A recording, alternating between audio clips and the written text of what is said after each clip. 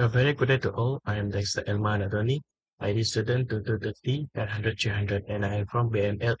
And today I'm gonna present about the net zero emission and sustainable practice, where the issue is whether adopting alternative fuel affect carrier responsibility under Hamburg Rule 1978.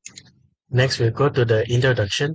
So, a growing population means a massive demand for for raw material. So, 70% and up to 80% the uh, world needs is being driven by maritime industry, which means most goods move by sea, which which lead to the increase of shipping, leading to higher emission and damaging our ocean.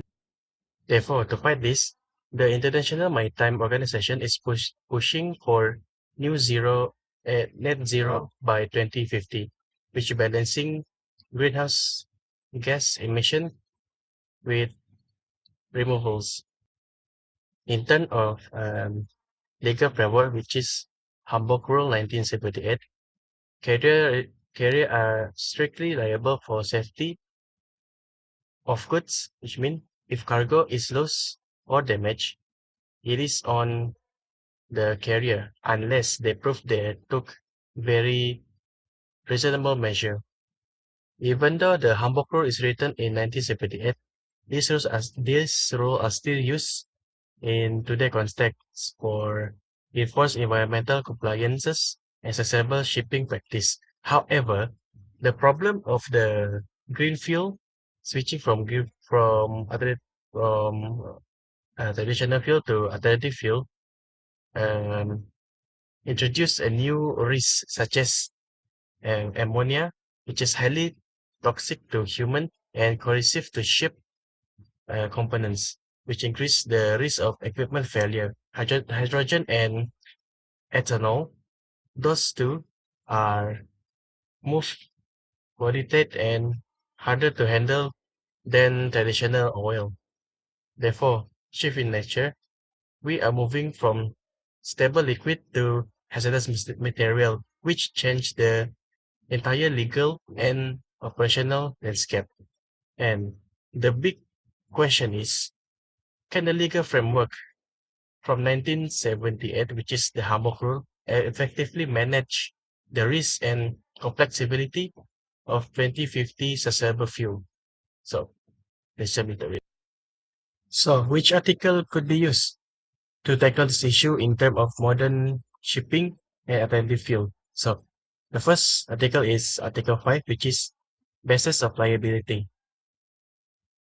In the article, it stated the carrier could proving due diligence under the basis of liability. The carrier is presumed at fault for cargo loss or delay unless they can prove they took all reasonable measure to prevent it. If a ship loses power because of a new biofuel blend clog the filter, the carrier can defend themselves using these two arguments. First is compliance with international standard. The carrier can prove they use the fuel from certified suppliers that met all IMO standards and flag state regulation. By showing the biofuel was legal and high quality at the time of bunkering, the carrier demonstrate they are diligent in fuel selection and not negligent. Alright, next is evidence of vessel maintenance. The carrier can provide detailed maintenance logs showing the ship was seaworthy.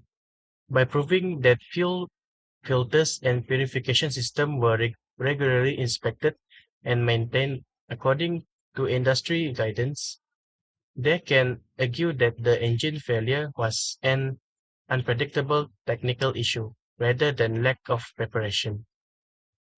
Alright, next is using Article 13, which is special rule uh, on dangerous goods.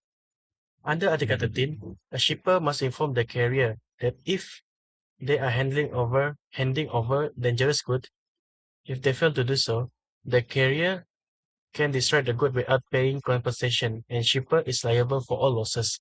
In modern context, greener fuel like ammonia and hydrogen fit the legal definition of dangerous good because they are toxic and flammable. Treating treating this fuel as dangerous good under Article 13 forces transparency. Shipper must provide accurate safety data sheet or SDS and SOP. This align with modern green goal by preventing maritime disaster and protecting the ecosystem. Moreover, a major difference between the old Hague-Visby rule and Hamburg rule is the nautical fault defense. Hague-Visby carrier could often escape liability by blaming the crew mistake in navigation or ship management. However, in the Hamburg rule, the escape hatch is removed. Under Hamburg rule, the carrier is responsibility for human error and technical failure. If a ship lacks proper ventilation for alternative fuel or the crew mishandle a leak, the carrier is held strictly liable. Okay, let's say untrained crew and ethanol leak happen. If a crew is not trained to handle a ethanol leak, the liability shift based on which rule are applied. Let's say under Hamburg rule, the carrier is also certainly liable. Failing to train the crew show a lack of due diligence and reasonable measure. The carrier cannot blame the crew to avoid the bill. However, under HQ-VSB rule, the carrier might actually escape liability by claiming the leak was an error in management of the ship. So, which rule is better? So, in conclusion, the Hamburg rule reflects a much more modern approach because they force carrier to maintain higher safety standard and better training, which is essential for high risk nature of low carbon shipping that using alternative fuel. All right, next we use the Article 4, which is period of responsibility. Under the Hamburg rule, a carrier is responsible for the cargo from the moment they receive it at the loading port until it is delivered at final destination. This is no gap in this liability. If they have custody, they are responsible. So, you might ask, why green fuel increase liability? All right, first of all, refueling with alternative fuel like ammonia and hydrogen is much more dangerous than using traditional oil. This affects the carrier in three ways, which is first, is complex operation. Because green refueling happen while the cargo is already on board, any accident during this time fall under the carrier responsibility. Second, high standard of care. Carrier must follow strict IMO standard safety codes. If they skip a safety step or use untrained staff, they are considered at fault for any resulting damage or delay. Seaworthiness is the third one, which is improper refueling can lead to power failure or leak.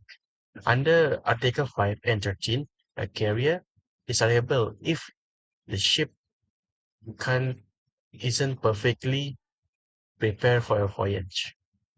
So, since the Hamburg Rule removed the nautical false defense, a carrier cannot blame a crew member a mistake during refueling to avoid paying for damage. They are now fully responsible for both human error and technical failure throughout the entire port-to-port period. Okay, last but not least, Article 25, which is other convention. Um, the Hamburg rules coexist with other international law, like the MAPOL Annex 5 regarding emission, without changing them. They operate in two different worlds. In Hamburg rule, which we force in public a private law, focus on the carrier liability on the cargo owner for loss, damage, or delay.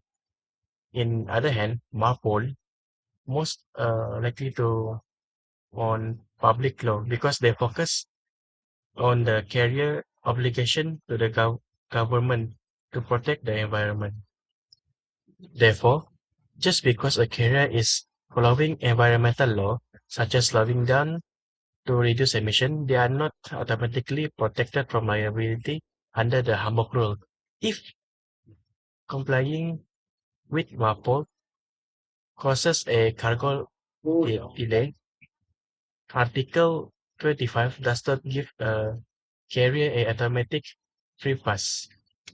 So you might ask, how liability is decided if the carrier claim the going green caused cargo damage or delay? So in court, the court won't just look at Article 25 alone. Instead, they will look at the specific shipping contract, which is the domestic law, such as a force majeure or necessity.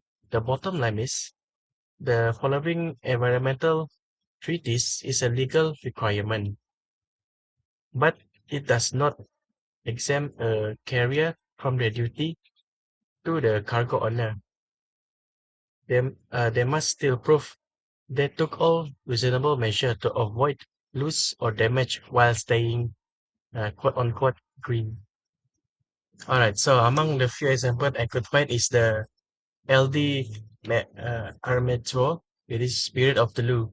The Spirit of the Loo is launched on February 2026. It is a high-tech row-on and row-off ship designed to help Louis DeFrost Armature LED reach the net zero by 2050. To achieve this, it used 6 giant rotor sail for wind power and dual fuel engine that ran on green ethanol, which cutting the CO2 and emission by 70%. From the legal standpoint, if the Hamburg Rule 1978 be applied to its route, the spirit of the law could face such stricter rule than usual, unlike traditional law that only cover the ship. This rule hold the spirit of the law responsible for the cargo, such as Airbus part, from the movement, for the moment they pick them up until they are delivered. If there is a delay or damage, the burden of proof is on the spirit of the law or the ship maker to prove that they did everything possible to prevent it, rather than the cargo owner having to prove the ship was at fault. Right, we're at the end of the session. So the conclusion is we divided into three section. So first is burden of presumed fault on green intervention. So under Article 5, if something goes wrong, the carrier is presumed at fault unless they prove they took all reasonable measure. The impact is for high risk fuel like hydrogen or ammonia, this forces carrier to perform strict risk assessment and crew training. So the benefit is it's instead of stopping innovation, this will encourage carrier to follow international safety code like the IGF code to minimize the risk of new green technology incident. Next, we'll go to liability for delay in green technology assessment. Under the Hamburg rule, carriers are liable for delay which caused by technical issue. Unlike older law, there is no nautical fault defense. A carrier can't blame crew error for technical failure. Therefore, uh, they have the financial risk also. This is currently not sustainable exception. If a ship is delayed because of its new green system or research and development, the carrier must bear the financial cost. Decarbon, decorbate, but decarbonization is a global goal, but the private law still expect the carrier to deliver on time. Last but not least, is the legal certainty for for net zero investment. The Hamburg Rule provide a clear structure for liability which help inventor understand their risk. Because alternative fuel are classified as dangerous good under Article 13, this must be total transparency and perfect documentation. So, since the green technology is still unproven, there is a gap between existing law and new risk. To invest without fear, ship owner must rely heavily on compulsory insurance to cover themselves against the perceivable fault standard in court. So, thank you for listening to all. And if you got any question, feel free to put it in the comment section.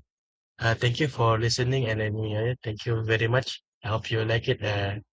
So yeah, I see you next time.